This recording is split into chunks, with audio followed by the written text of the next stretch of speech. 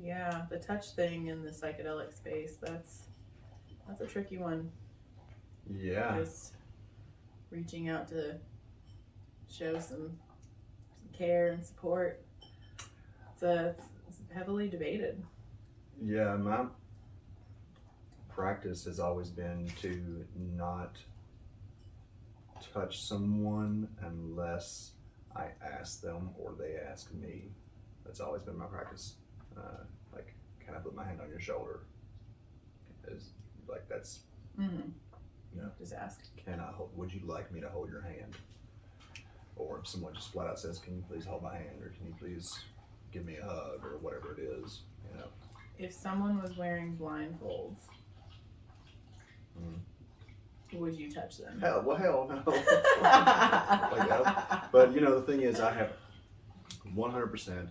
I will never forget seeing someone from Johns Hopkins who had been through psychedelic training and was part of research at Johns Hopkins touch someone.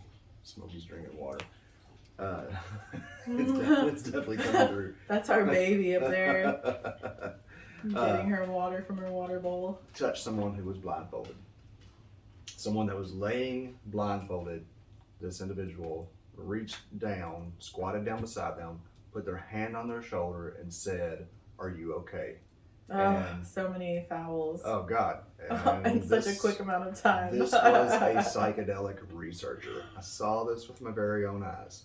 And the individual, the subject of this came to me later and said, that was so fucked up. I was like on the verge of seeing God. So. Are you okay? You fuck! I'm not now! I don't know! Damn it! Yeah. Well, that question is always a no-no. For those of you who are listening, just don't ever ask somebody if they're okay while they're on psychedelics, because they probably, if they're new to the game or if they're on a really high dose, they probably don't even know what okay is. Yeah, what do you mean? Am I okay? I don't know, do I not look okay? It just causes confusion. I do feel like I'm dying, so yeah. I don't know.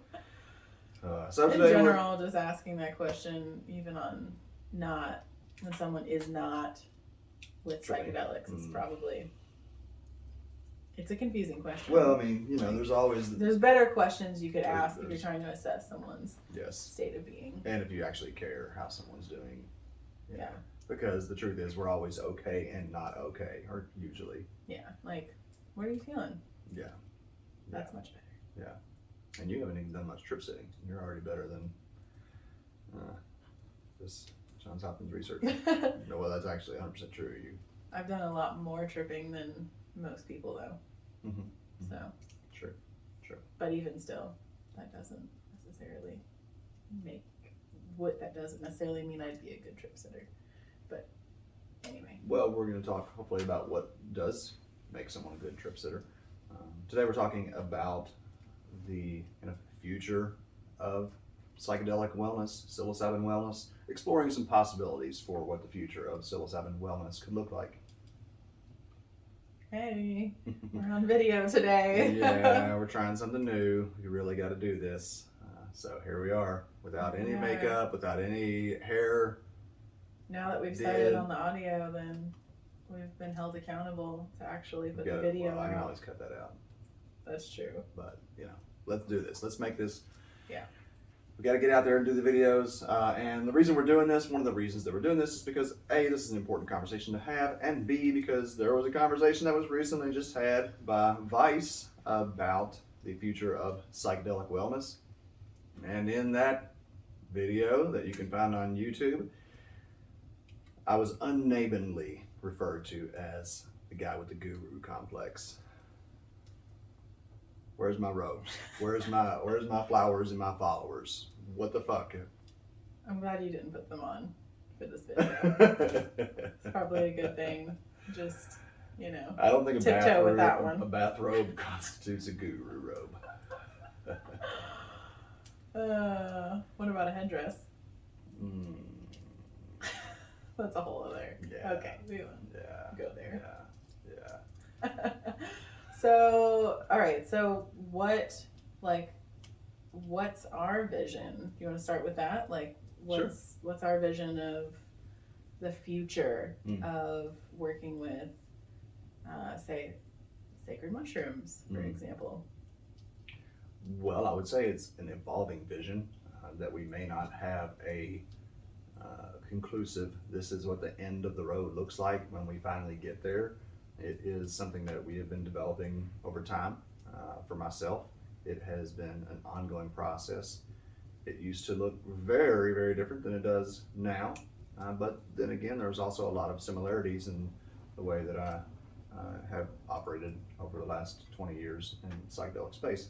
So maybe we should talk about how Sanctuary is operating, because that is in alignment with our current, most up-to-date version of what psychedelic psilocybin sacred mushroom practice looks like. Mm-hmm. Yeah, with Sanctuary, it's very much a vision of community, long-term community, integrating the use of mushrooms with our community members that are kind of like family, people that we grow with, not just for a week or a month, but for years down the line. I would say that was part of the vision that I had in Jamaica as well. It was much harder to execute that vision because we were in Jamaica and our community was in the U.S. basically. You know, people would come down for retreat, and then we'd form these bonds and friendships, and then they'd go back to the States, and we'd be stuck there on the edge of nowhere, basically. Yeah, that definitely was your vision, but that's like the ability to execute that. It's just not happening. Because of the location, but also because of the location. Well, also because it was set up as a top-down business, right? That these are the CEOs who make the decisions for the employees, and the employees disperse the operatives out into the guests, and then the guests go and write reviews on TripAdvisor, and then people come and read the TripAdvisor reviews and come in to repeat the process. And where what we're doing with Sanctuary is so very different, because we're asking our members what they want, what we can do for them better, what this looks and feels like to you from your heart. And not like a survey. And not through a survey, through active, ongoing conversations. And not only that, but we are, something that I feel so wonderful about, I know you do too, is that we're showing the financials and the operations of how this thing runs so that people can understand what it is that we're dealing with here. It's not a small thing, and we need the community to give us insight and to help us move this in a way that is most accessible for as many people as possible. Mm-hmm. Yeah, it feels really good to be operating that way as a whole unit, and as opposed to that top down, we make decisions without you, whether you like it or not, type of model. Having our first member community town hall type of meeting yesterday felt really good. Yeah. To share, like you just mentioned, the financials, our whole annual type of report, like in detail. Okay, here, this started with an idea in October of 2020, and here's how it evolved. We had a conversation, me, you, and Athena, and we went back and forth, and we hired some attorneys, and blah, blah, blah, blah, and then really getting into the nitty gritty of things that have held us back and some challenges that we have faced and are facing now, and being really vulnerable with our members, like really opening up. Definitely the sign of a guru. Definitely. They always are very transparent about the inner workings of the organization. Yeah. They invite everyone in to be a part of the decisions. That's right. At the end of the meeting, we made sure everybody said thank you, Guru. And so did a little bow and some. That's right. And so now everything's right. As long as there's that, then we can feel good about sanctuary. Just kidding. Not at all.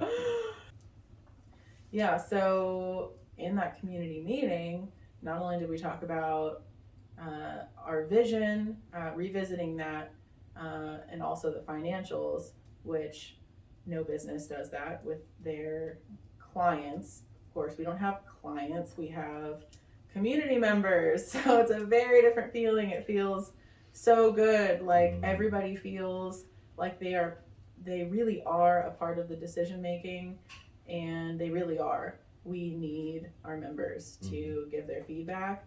This isn't for us, this is for us and them, and this is a unit. So we talked about what do we do with our financial situation, and how do we structure this moving forward, and who can help. And big question. Here's what we've been making. Nothing. And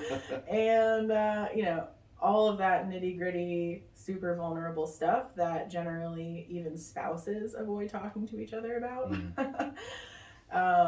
We just went right on and had that conversation with all of our members. So we have 90 members now.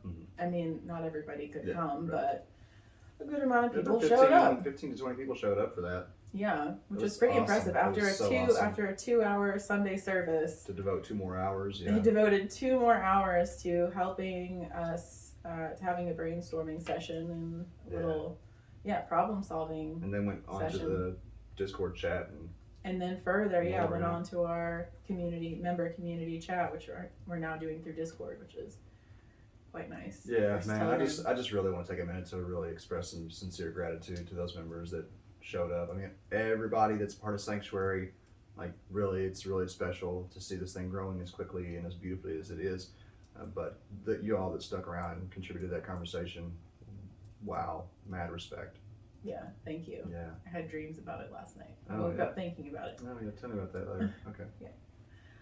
And so we talked about those things, and we also talked about community events. Like, what do you all want to see? We have a new space that we're really excited about. That it's not like truly ours, but we're renting it monthly, so it feels more like ours than. And we're transparent with the owners about the nature of our endeavor. Owners of the property are very excited about what we're doing and are right in alignment with our vision for community and mushrooms, and all the things that are a part of our vision. So that feels really good. So we talked about that, like what can we do with this space, and showed all the pictures of the space in its raw state. Like, usually a business would never show pictures of a new rental space with no work. We're like, okay, here's the raw state of our new space. We're so excited. Look at how amazing it is. And like, help. What do we do? What do we do here? Like, give us your ideas. How should we structure this? Who's a designer in the crowd? Like, just asking for help and support and feedback. So we talked about that. We did not get to talk about as much as I wanted to, community service, like not to our sanctuary community, but to our local Louisville community. That's something that's really important to us. Doing outreach for vulnerable populations. So, which even in Jamaica, you and I spearheaded the garbage pickup and the recycling initiatives for schools. Yeah. That's something that's really important, and we recognize that we're privileged and we're in a privileged position, and so let's help some people out when we can.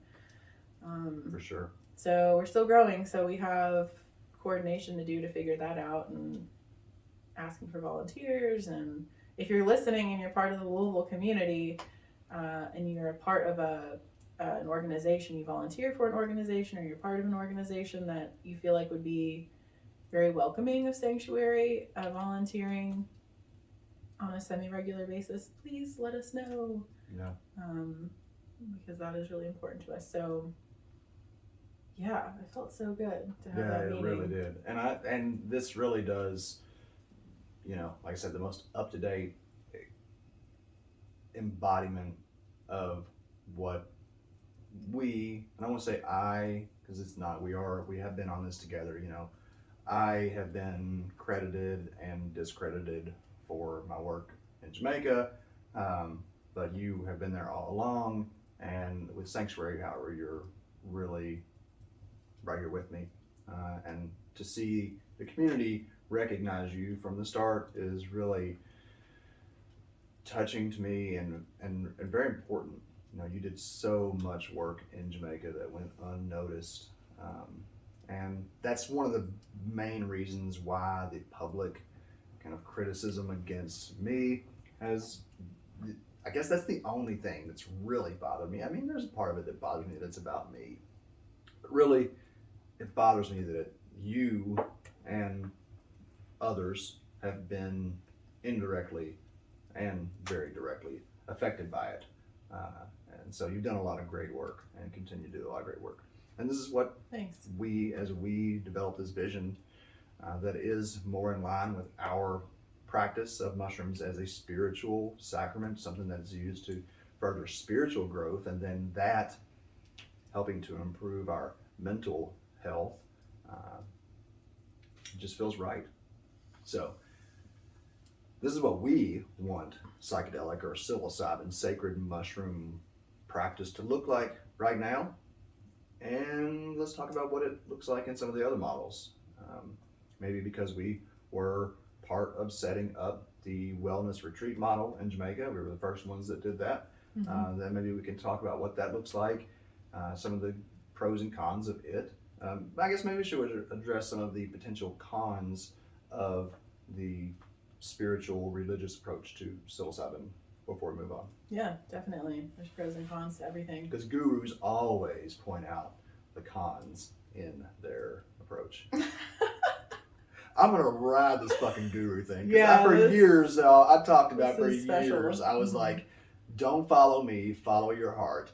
I fucking always, I cuss. I smoked Duncan Trussell when I went to did Duncan Trussell's podcast. Yeah. I was at the end of it. I was like, man, he and I were sitting outside just talking, and I was smoking a cigarette. I haven't been smoking cigarettes for a year, but I was smoking a cigarette at the time. Gurus don't smoke, so. Well, you got it. so I was talking with Duncan. I was saying, one of the things that I really want to try to prevent, and being on your podcast is like this kind of weird place to be in, because people are going to hear it and they're going to think, oh, this guy, and look to me as some kind of figurehead or leader or whatever. And I was like, I don't want any of that shit at all. And he was like, man, you just keep smoking those fucking cigarettes and drinking that beer, man. You smoke cigarettes in front of your guests. They'll know you're not no fucking guru. I was like, you're right, Duncan. You're right. So, Did you? What, smoke cigarettes in front of guests? Yeah. Well, yeah. I Not guess, like I in mean, their like, face, but I mean, yeah, like, I mean to the side with Yeah. them sometimes. Yeah. people knew I smoked tobacco when I was Right. smoking tobacco. Yeah. So, anyway. I was so behind. I mean, I was so Yeah, you were like so behind I was the so scenes, admin that. No, with- I wasn't and mother, publicly admin and criticized. mother. I wasn't publicly criticized for smoking tobacco. I was publicly criticized for smoking cannabis on retreats. That's right.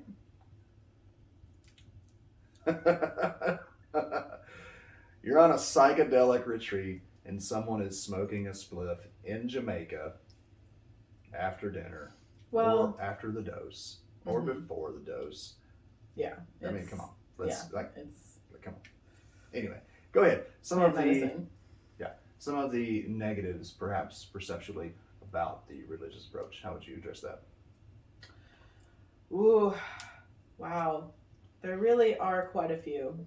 Mainly dogma. I mean, like this idea that, oh, if you're a religious organization, or rather a spiritual organization, even faith-based organization, which is what we at Sanctuary identify more with, then there's gonna be this is what some people think when they see church of any kind. There's gonna be this alliance that's blind, this like blind alliance to the church and whatever the church says you need to do. So that type of dogma, which is exactly what we just addressed, is something that Sanctuary is not. Like, we're setting ourselves up to not produce that type of dogmatic following from the start. We're like, it's not about us. This is not about us. It's about all of us. Right. So give us feedback. How can we change? How can we do better for you and serve each other? I could envision a scenario where someone did start a psilocybin religion and it turning into a dogmatic, guru-centered, this person is the high priest. I mean that's a problem with ayahuasca. Yeah. There's some it's already a thing. Scary ayahuasca cults out there, kind of trap you in there. Yeah, which is again why we have this accountability from the community so that it doesn't get away, and how to create this where it can function past our lives, past the lives of our members.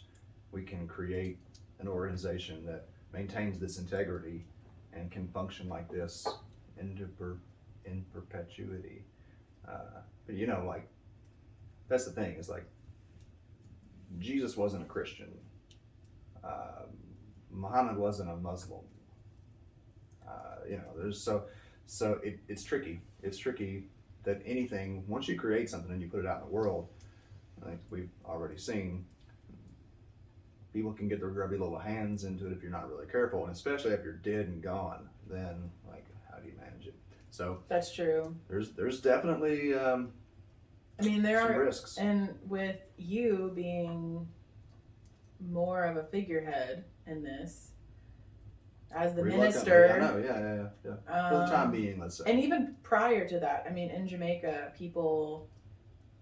guests on retreat tried to put that label on you, like, just whatever you say, Eric, what do you think I should do? And like, oh, thank you, Eric, and like, without, you know, and even when you were like, whoa, that's, ugh, no. Yeah. Even then, they're like, whatever, like, thank you so much. You saved my life, and paint pictures of you, and get a little, like. There's never anybody painted a picture or made a sculpture of me. People painted pictures of you. That was a digital thing. It wasn't. Oh. But that was nice. It was a nice little thing for somebody, and that wasn't even somebody I worked with. That was just like, hey, I appreciate your work. Here's a little thing that I did. But anyway, being facetious. I don't know. But there have definitely been people that have taken it a little too far, and that is human nature. If you do not have it within yourself, then you're looking for it outside of you, and that is really. It's not the religion's fault. It's not the leader's fault. It's not the iconoclast's fault. It's the problem of the person that doesn't have it within themselves, which is, as we were talking about today, the real end goal of working with psilocybin is to be your own healer, at least from our perspective. Not so that you have to go to somebody else to heal you. If I have more skill, or if I have a skill or an experience level that is a benefit to someone, then awesome. I'm so happy to help you, but I'm going to try to bring you up to your own level of proficiency so that we can actually just be together in the space and not be one person more kind of responsible or in some perceived authority over the other.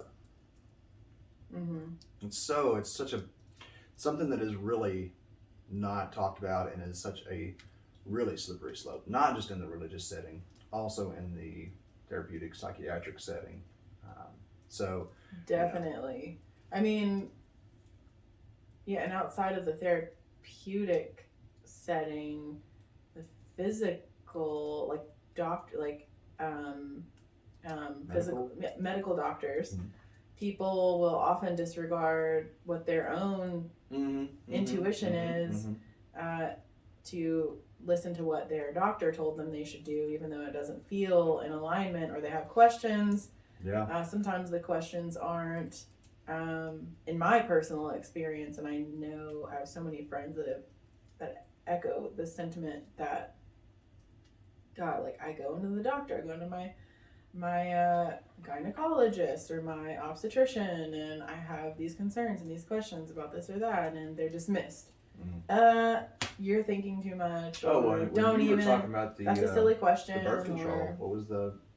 Birth control has been a huge one. Like, I mean, I was on birth control for over 10 years, and I kept wanting to get off of it, and I would have a conversation with my gynecologist about it, and she every time would dismiss my concerns and say, well, you can switch to another one if you want. And my concerns, I had a variety of concerns about being on prescription or like implanted birth control device, and she was just like, you're like, those concerns, there's nothing to back your concerns, so like you should just keep taking it. And like my recommendation is always going to be that you're on birth control unless you're trying to have a baby.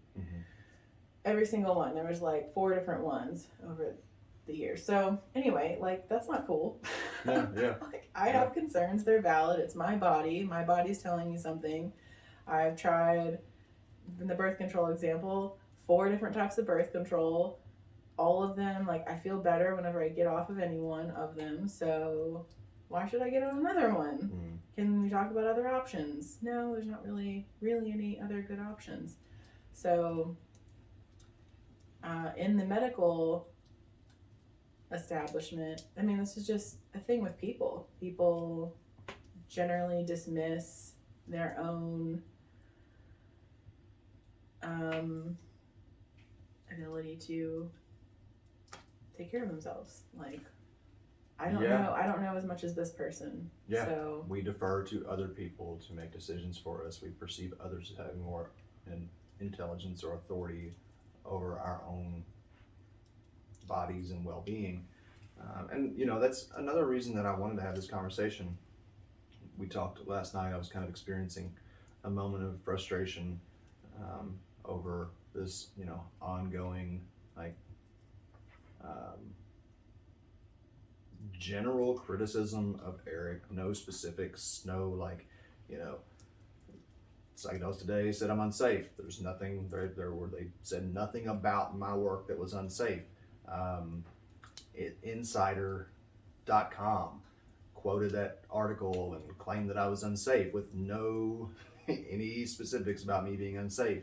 It was the button downs. Yeah, your button downs are inappropriate. Yeah, and now there's this whole he thinks he's a guru with not only is there no fucking evidence of that, there's so much evidence to the contrary of that. And my instinct all along has been to speak for myself and say, here's who I am. If y'all want to talk to me about who I am, then let's talk, because this is who I am. And instead, I've deferred to others, and I've allowed other people to say, oh, you should not say anything right now. You should just let this thing pass, which is not what I felt in my gut. And so I just wanted to really be able to talk about it since it's up again, and since it's coming from some of the same people who told me not to stand up for myself previously, and I listened to that as a perceived authority on what is good for business. Now I'm going to listen to my own intuition and say, if you need a guru, here I am. We bought a new domain name. Eric'sTheGuru.com. Eric the Mushroom Guru. .com.org. .net.us. Yeah. I think I told you, but the Decca in the article that she wrote Sunday Times was, the whole thing, they were calling me the guru. I was like, shut up, there's no guru here. And they had a joke about it the whole week. She loves to call you that. Yeah. Well, now she's calling me the bishop. Okay.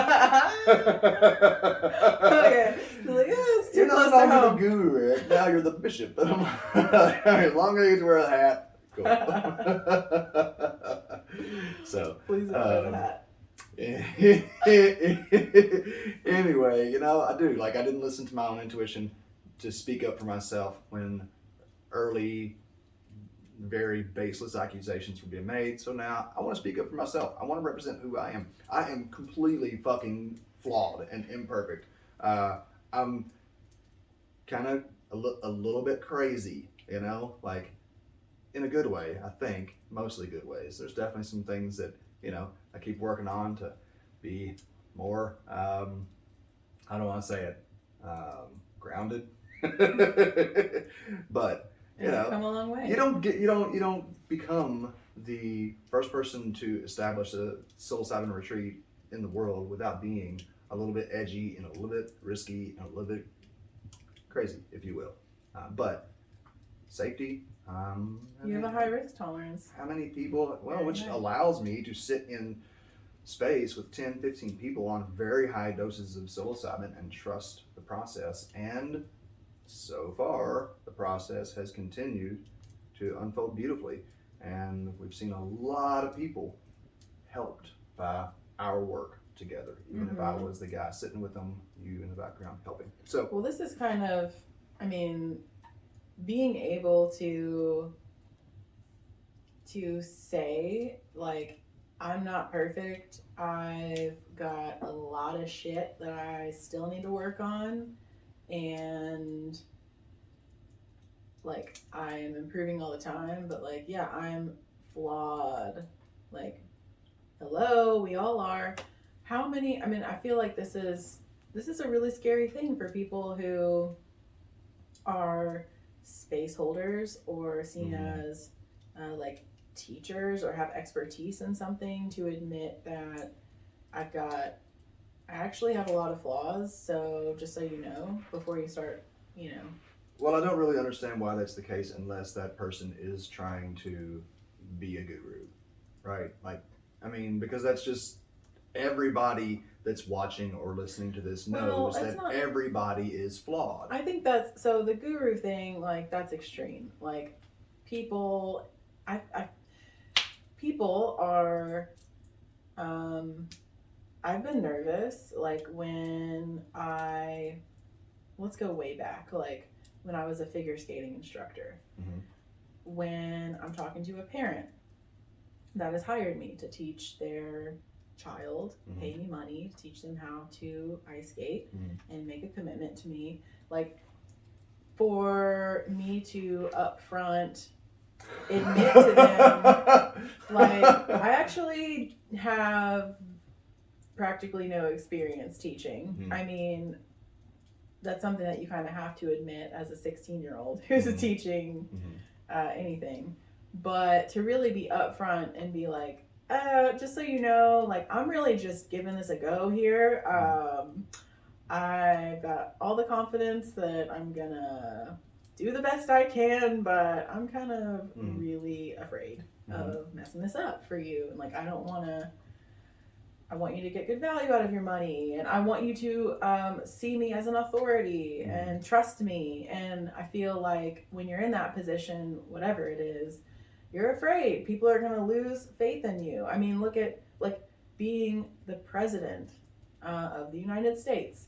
Like, you can't admit that shit's going sour for you in really any given scenario. Like, you can't, I mean, not that you can't, but that it doesn't happen. I mean, yeah, it doesn't happen, and I'm questioning if that is it's a problem. Yeah, I think that we have a society that is almost based on narcissism, where there is a constant facade, and it is represented in Hollywood. It's represented in these institutions where the medical doctors and all the whatever it is, they know, and, like, this is a broad generalization. In There's parenthood, like, you do it because I say you do it, little kid. Yep. I know more than you. Like, I'm not gonna let you know all the flaws I have, because I want you to just follow me and do what I say. But if we really truly want people to have confidence in the people who are there to take care of them, there to support them in whatever capacity, as a president, as a space holder, as a parent, as a middle school teacher, whatever it is, then to really truly instill confidence, I believe, takes as much honesty as possible. Now, of course, you're not going to say to somebody like, I have no fucking clue what I'm doing. Hopefully, if you have no clue what you're doing, you're not going to be actually doing the thing. Yeah. You know, there are levels of experience, and no matter what level you're at in whatever the subject matter is, there's someone who can look to you as a guide or an instructor. But if you want that person to really trust you, then you need to be willing to say to them that there's some stuff about this that I don't know. We're going to figure it out along the way. Yeah. And even beyond that, empowering that person to know that it's okay. Yes, it's great exactly, to not know. That's exactly. the whole point. That's and the whole learning point. And growing and becoming, leveling up is not knowing a whole lot of stuff. So yeah. And then you get to a certain point where you learn so much that you realize that you don't know anything.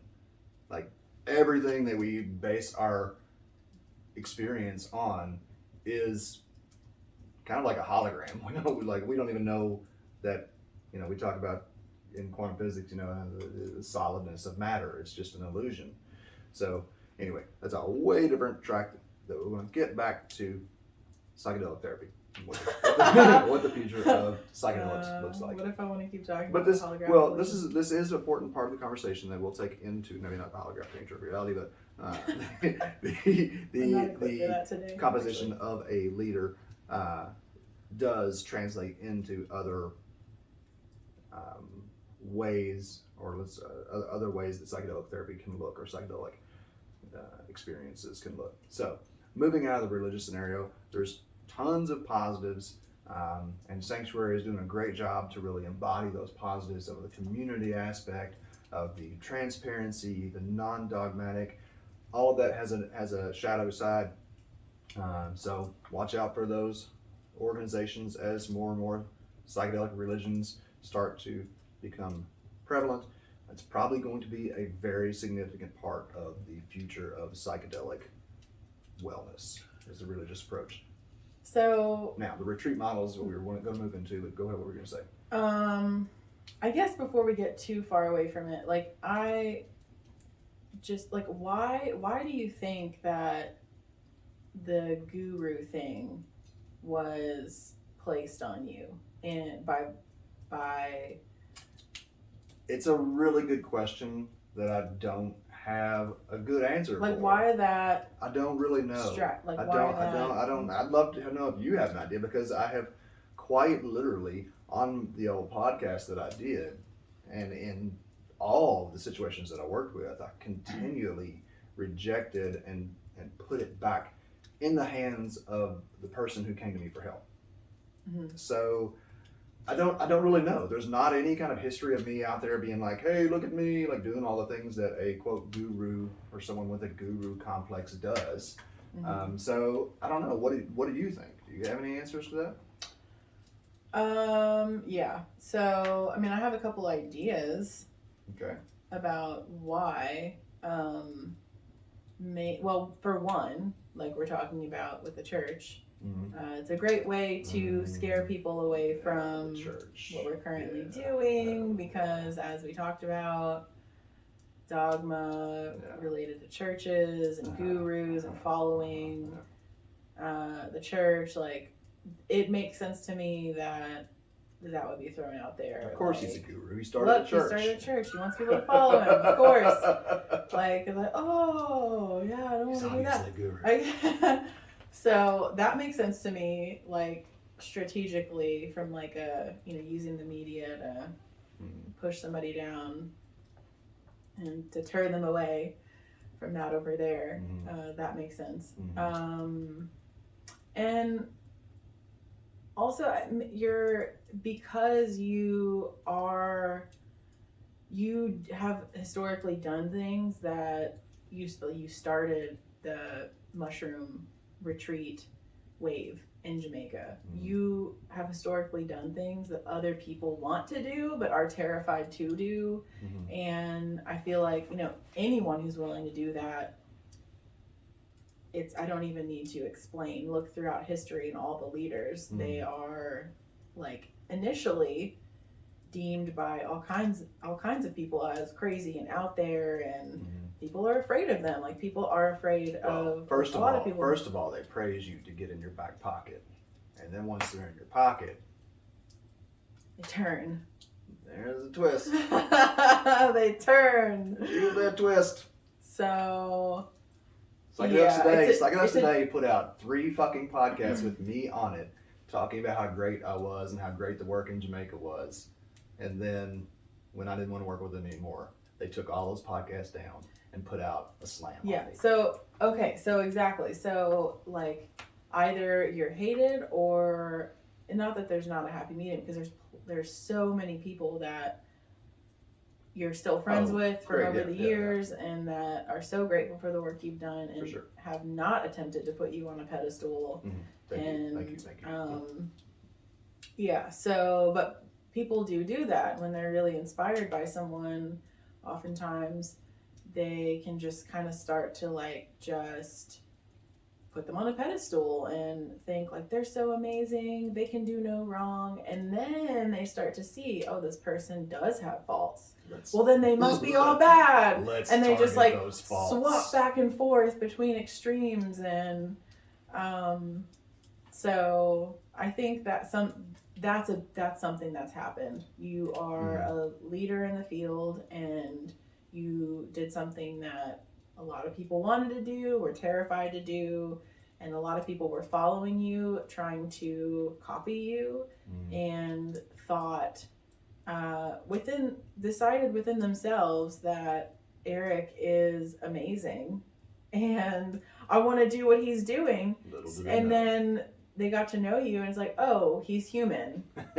Shit. Like he's bad. Like I can't make mistakes like him. Like, and they just turn. So and then they try and justify it. And I do want to say that, like, I want to acknowledge my own pain, because it has been really hurtful that the people, there's so many people that we've helped that continue to show up and are part of Sanctuary or are reaching out and saying, hey, I've been trying to find out where you're at, or just like, they're just going about their work and they're just grateful for being a part of the work that we've done. And that makes it all worthwhile. But it is painful for the people that you put a lot of energy and care and heart into. You help them heal. You know, there are many people that I have helped recover from some very traumatic stuff who, to the end of the day, have, taken an opportunity of my humanness to turn that against me and try to cut me off at the knees. And I have it kind of just shoved under the rug, and it's all right, it doesn't hurt, it fucking hurts. It fucking hurts really, really quite a bit. And there are definitely times that I have to kind of pull myself away from everything and just let you take care of me, or let me take care of myself, and just remind myself that, the handful of people that are very vocal or are subversive, that it's just a fraction of the people that we worked with and helped. So those of you who do continue to send good vibes and our Sanctuary and support, you don't know how much it means. And for any, maybe like people talk about how much, have said to me many times, like how much my support has meant to them. Well, your support means every bit as much to me. So thank you. I'm really glad you brought that up. And I also want to say that the people that have tried to cause problems, who have tried to prevent me from making money for my family, people who have tried to ruin my reputation. Right now, my farm in Jamaica, like I'm basically gonna have to bail on my farm because in Jamaica, where I'm not there to speak for myself, people will not buy mushrooms from a farm that I'm associated with. So there are people that are directly attempting to take food out of the mouths of my children and my wife. I want you to know that I forgive you, sincerely. I know you don't understand what you're doing. I know you don't. And And that's okay. It's all part of the process of us figuring out this thing. And I really sincerely have compassion and forgiveness for that. Because I'm not going to fuel anger with anger. I'm not going to, I don't want to fight that fight. I don't want to play that game. I want to really, truly, whereas in times past, I would have been an angry, very angry, and I would rather help the situation. And the best way to do that is to approach it with love and compassion. So I really sincerely hold that in my heart. Yeah, that's, yeah, we've come a long way in just a short couple of years. Motherfucker. What? Sorry. Pulp Fiction. I'm a mushroom cloud laying motherfucker. That's what I would have been. Yeah, right. Back in the day. Right. And now I'm like throwing mushrooms. It's okay. Have another mushroom. Yeah. Anyway, no, for real. We are all. I would have spent like since just that little guru comment in that Vice documentary, like that a few years ago, it would have just laid me out for like, I don't know how long, a month probably, of me trying to process that.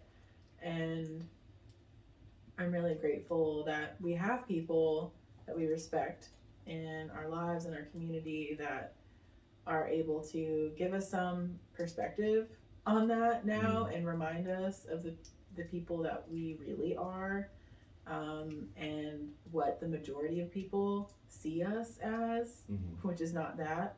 And also that I'm really grateful that now we have the perspective that people that put down other people publicly generally, that's a low move.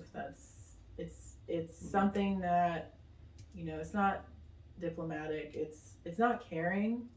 It's the low road for sure. to take. So like you're saying, I've cultivated more compassion for those people in the past couple of years, and realize in a more actualized way that they're grasping.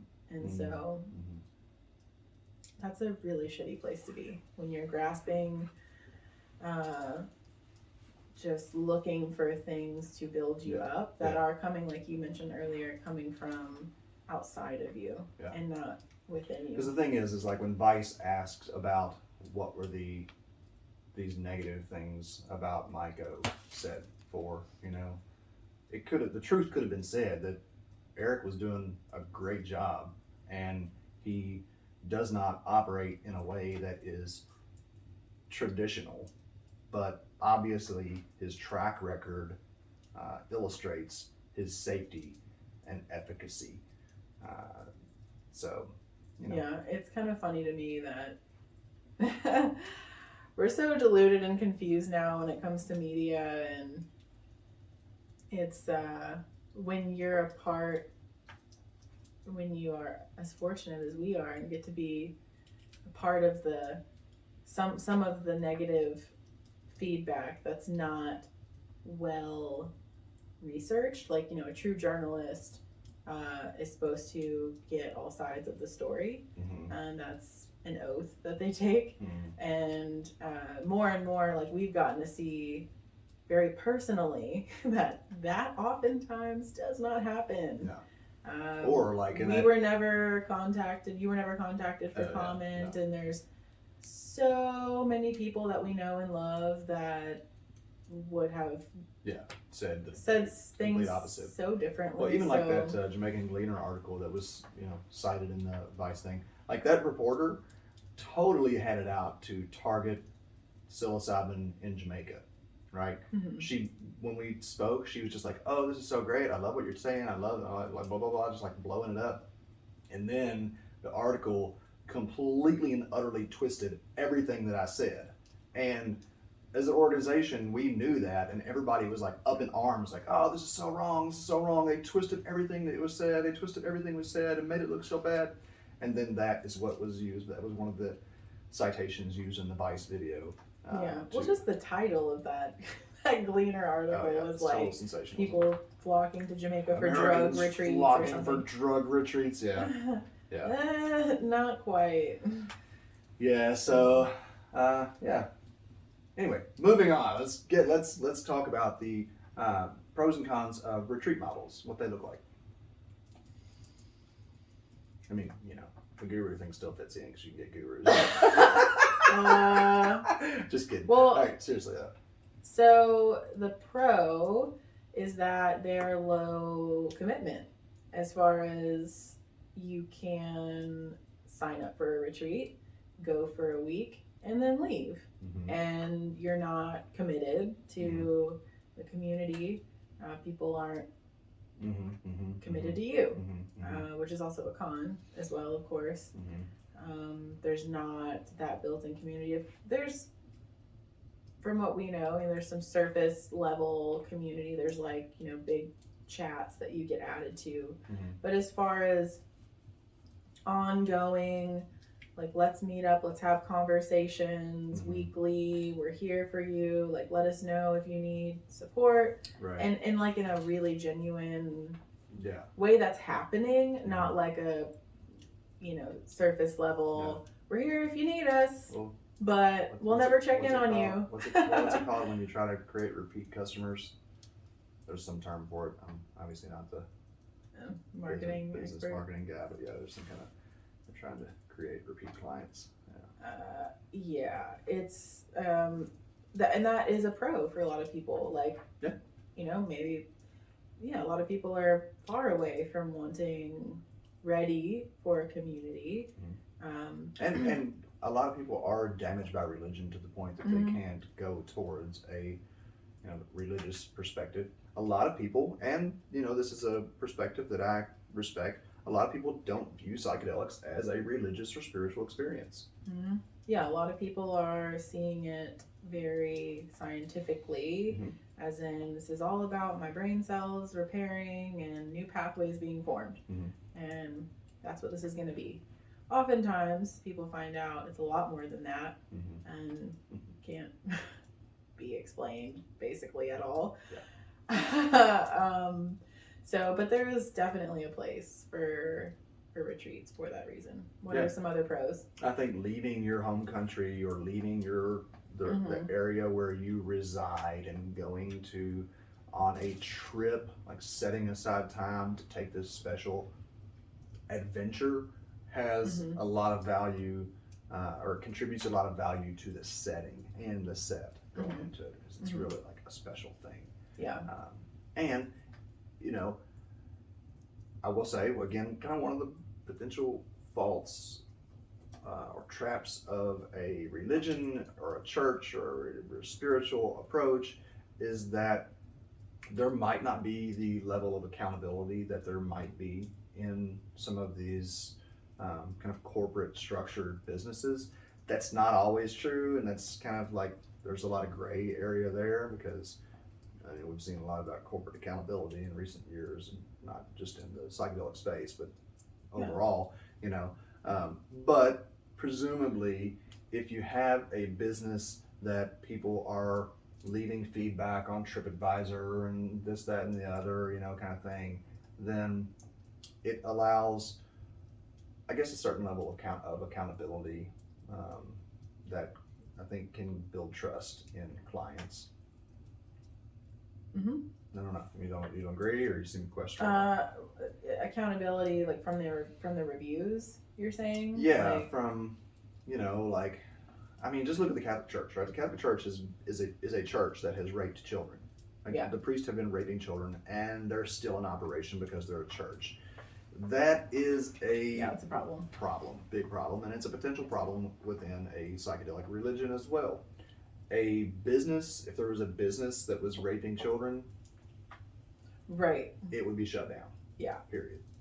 I guess that's what I'm trying to get at. I gotcha. See, at first I thought you were going towards the lack of accountability in a business because of the people coming to the business as clients aren't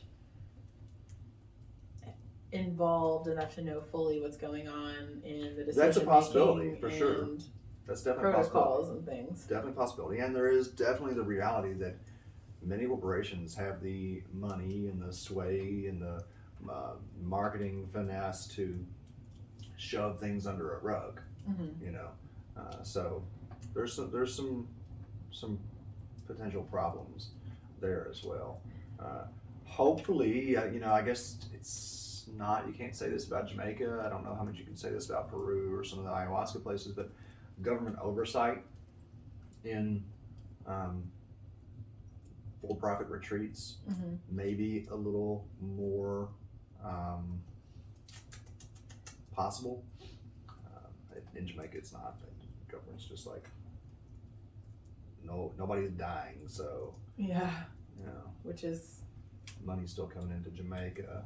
yeah, but it's so new that, I mean, yeah. Which you that's need a real- potential con, is that if, you know, a government decides that they want to shut it down, then they can shut it down.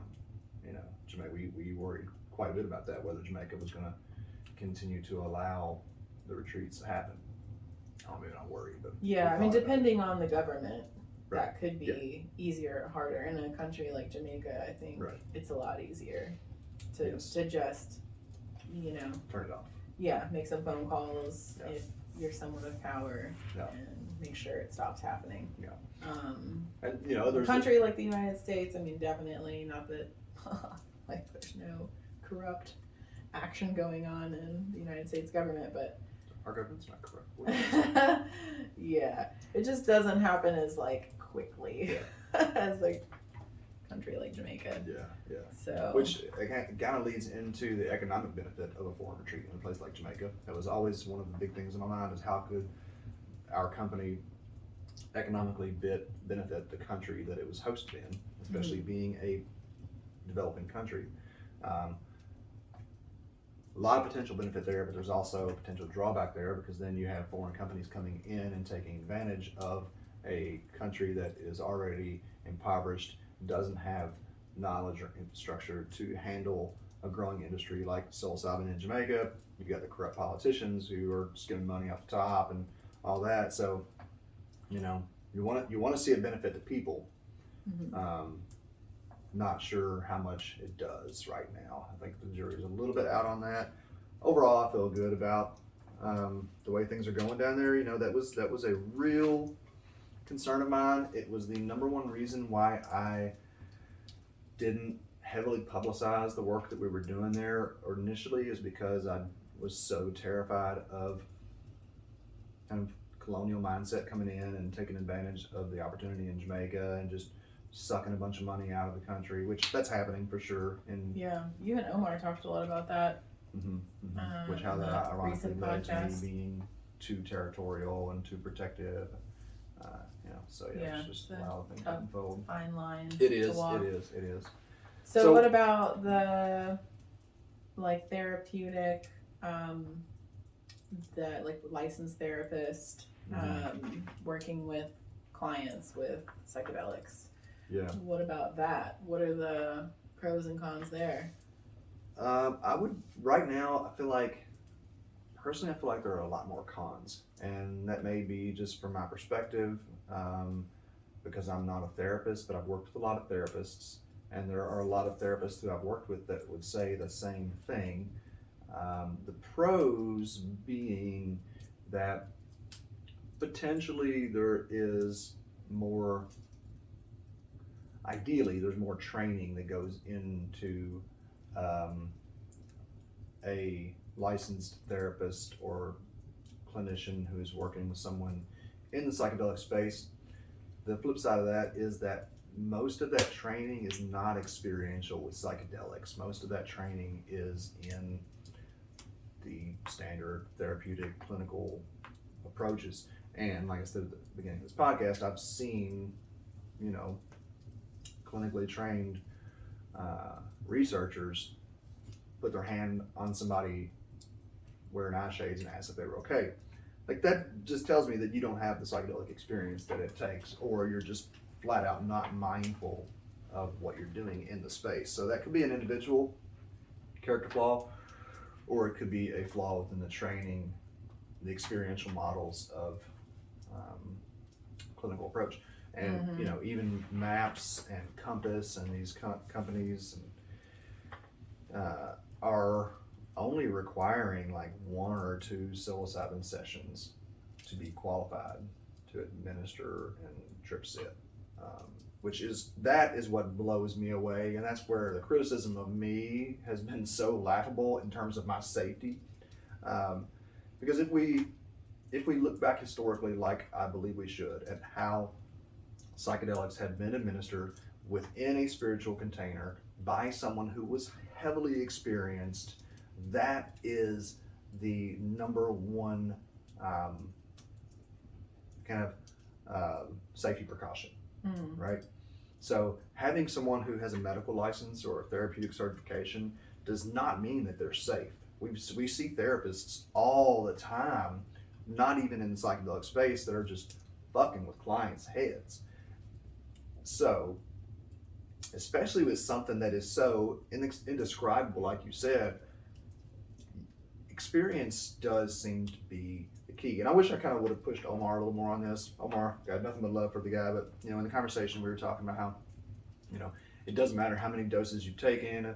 And to a certain extent, I agree, because I have seen people be very skilled after, 10 or 15 doses. But to a certain extent, I disagree completely, because I've seen people who have taken 2 or 3 doses and think that they got what it takes and get in there and really cause problems. I've seen people who have taken 50 doses, and I know myself, after hundreds of doses, still just like being like amazed and shocked and having to really trust the process, So experience, when there's something that can manifest in such an array of kind of experiences that can from the outside look terrifying or problematic, it takes a real level of experience to know this person's okay, and the best thing I can do, the safest thing that I can do right now, is leave them the fuck alone. Just be right here beside them. When they look up at me all crazy and scared, just smile and let them know that they're doing great. Yeah, a trust in the plant, in the process. Yeah, and it's not just like doses with yourself, which is really important, but doses with other people. For sure. So both are very important. For sure. And one of the things that's not talked about, since we're on the clinical, is that there have been multiple major safety issues in some of the clinical trials.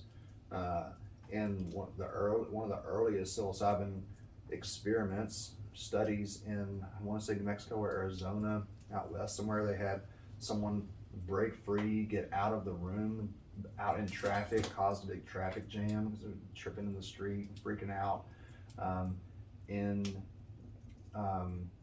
the East Coast, there was I won't say the institution where it's happened because I don't want somebody to come after me, but I know 100% by someone who was involved in the research that one of the participants committed suicide very shortly after because they had treatment-resistant depression. They took a low dose of psilocybin, and very, very frequently for individuals suffering from that condition, a low dose can actually make you feel worse. And that person felt like they were hopeless. Their next scheduled experience was like 6 months from then, and so they just took their own life.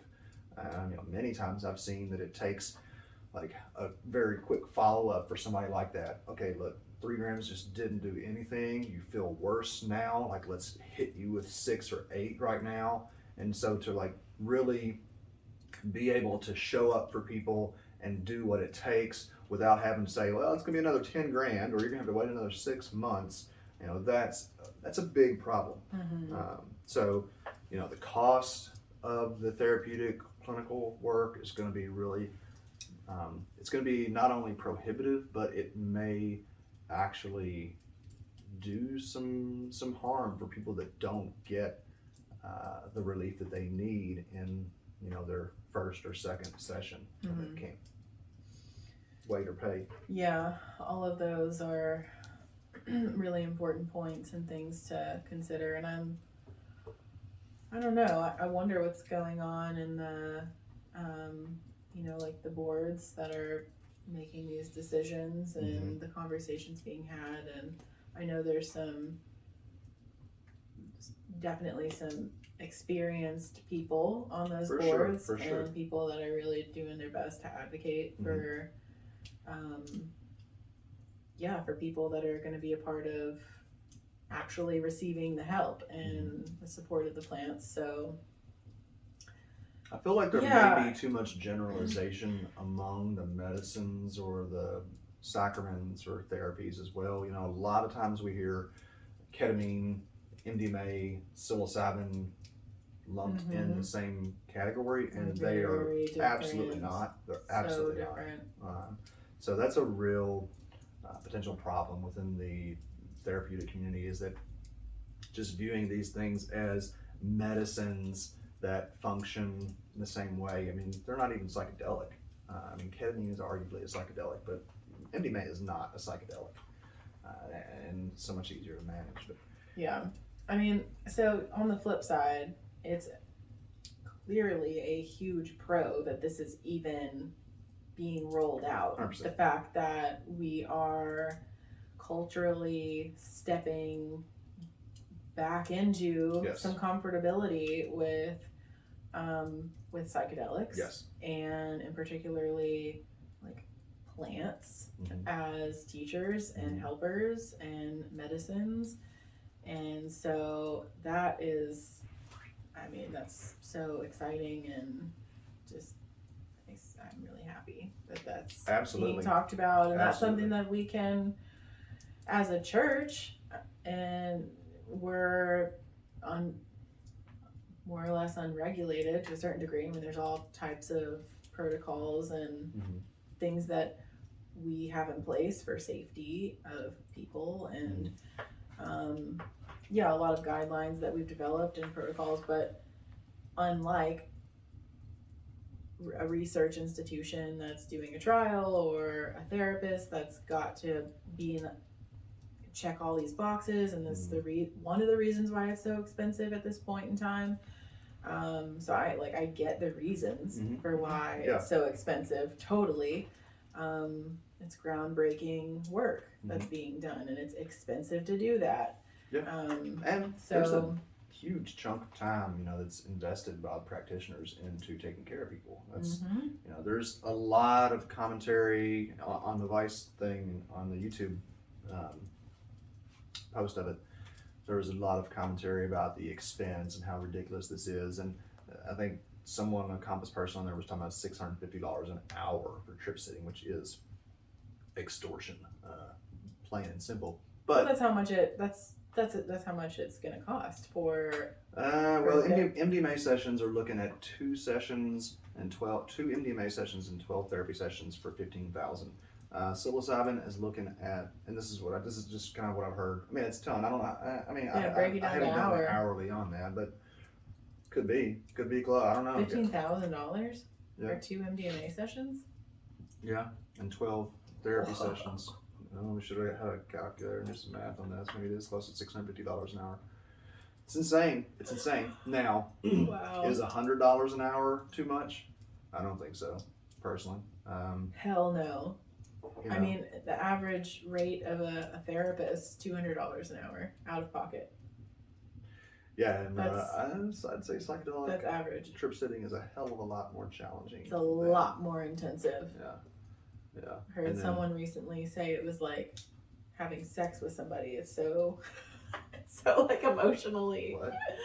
Just like it's so like it takes energetically, like you're intertwining yourself. You can easily get intertwined, and oh god, this is such a wonderful thing that we really hopefully will talk about on a podcast soon. But the levels of skill within the psychedelic space, and yes, the more skilled that you are, then the more you use your energy to help move and shift the energy of the people you're working with. That's one of the things that I'm in that piece that I'm working on right now, talking about how learning to be able to concentrate and build an positive emotional state, and then transfer that into someone else and see it in real time, see it change them. Yeah. You know, so that's something that I don't know when the therapeutic world is getting ready to talk about that publicly. I know that there are therapists that will talk about this.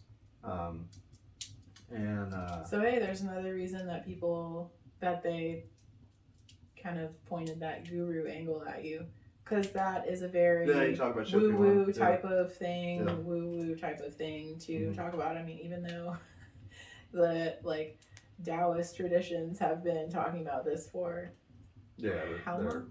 Most of those traditions are considered, woo-woo. Right. But yeah, it's a reality. Terrence McKenna, just to speak what you said there, Terrence McKenna said that to have a psychedelic experience and not talk about it, have a psychedelic experience with another person or a group of people and not talk about it is like finding yourself in an orgy and then just not talking about it afterwards. So it is an extremely intimate experience, and that's why it's really important that the people that you're working with are of the utmost integrity. And that's why I feel like being really transparent is really important. I want people to know that I'm coming to this thing with flaws. That was our dog. I'm coming to this thing with skills. I'm coming to this thing with flaws. I'm coming to this thing with a lot of challenges that I've overcome, and that's why I am qualified to help you in this space. And that's why you're going to be so vulnerable here that I want to be as vulnerable with you as possible too. So you know that while I'm here to support you through the duration, we're really on equal ground. Mm-hmm. Yeah. I mean, the teacher cannot exist without the student, and vice versa.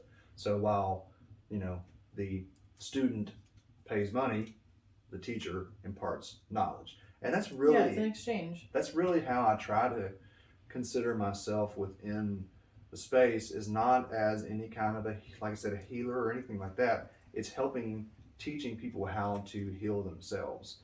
And because I am continually working on that process myself, then that is what qualifies me to show up for other people in that space. Mm-hmm. Yes. I mean, there's I guess back to my point about the person saying it's like having sex with somebody. That was a little blunt, I guess. It was a little way to Speaking of say gurus. that. I mean, I was kind of quoting her. Not exactly. At least it was a woman that said that. Yeah, not exactly how I would have said it, but it's such a great point that, I mean, there's a reason why so many people say it's like 10, 20 years of therapy in one day. And that is, if you think about that, like that doesn't come without a cost, so to speak, or an energy expenditure. And so real vulnerability. It's highly valuable to have someone who is willing and wanting to and grateful to be that support person for you. Well, you just because you brought it up, and it's something that I would love for us to talk about in more expanded detail on a podcast, is sexuality in our culture. It is an exceedingly sacred thing that we tend to treat like a commodity. And, I've been guilty of it. I'm not going to speak for you, but, I think everybody, because of the culture that we're brought up in, has had that experience or possibly that tendency at times. And psychedelics are similarly being treated like a commodity. Like, this is just some medicine. We talked about the spirit of the plant in our last podcast. And these are incredibly sacred and powerful plants that we would really do ourselves a big favor not to treat like just some oh yeah, I just take mushrooms. Oh yeah, I go to the therapist and the mushrooms. Like, this is a very sacred, powerful thing that we make special time for. And that it requires an incredible level of vulnerability of us. Yeah, I am really glad you brought that up. It can be easy in these conversations when we're talking about this is exciting. This is big work. It's there's a revolution happening, and it can be easy to forget about the stars of the revolution, which is the plants. Like, I'm really glad you brought that up. Well, another Terrence McKenna is don't follow gurus, follow plants, or follow plants, not gurus. Right. Yeah. And that's a big con of the therapy aspect of it, and creating a synthesized version, and forgetting that this is a living being, a very powerful living being, and so true. Having that conversation with that living being. Because this being is connecting with us so powerfully and allowing us to participating in an experience with us. And we can easily forget that. How many times I have realized as the mushrooms were coming on that it's a symbiotic experience. This is not me taking mushrooms. This is mushrooms taking a human too. Yeah. You know, and yes, I think that there is a real potential for the clinical models to negate that, especially when it's turned into a synthetic. So being able to see the growing organism and have a communication with it is really valuable. Definitely. So I'm sure that there are other things that we could say, good, bad. I know the red tape is a big issue. I have several friends who are therapists in the growing legal psychedelic world who are actually exiting the legal world and going back underground because the red tape is so extensive and it's such a problem for people to get help. And there are so many wonderful therapists out there and clinicians out there that really truly are in this to help people. And excuse me. And I thank you, because without your work, like Courtney said, this revolution really wouldn't be happening. That being said, without the work of churches like ours and other churches that are out there, without the work of myco-meditations and retreat programs that are out there, none of this would be happening. So all of the beefs aside, all of the pros and negatives, just push that aside and just really thank you everybody for the work that you're doing to move the needle to help bring psychedelics, sacred plants to more people. It is sacred work, no matter whether we realize that on the ground floor or not. It absolutely is. So thank you so much. Yeah, absolutely. So, yeah. I think our fire's about out. I think you're ready for some. I've got a frog in my throat, so I'm going to spare you all. Yeah. All right. Thank you all so much. Keeping it real, coughs and all. Yeah, that's right. See you next time. Oh, hey, check out our Discord link in the comments below. You can be a part of our community there. Psilocybin Says is also community centered. Thanks so much.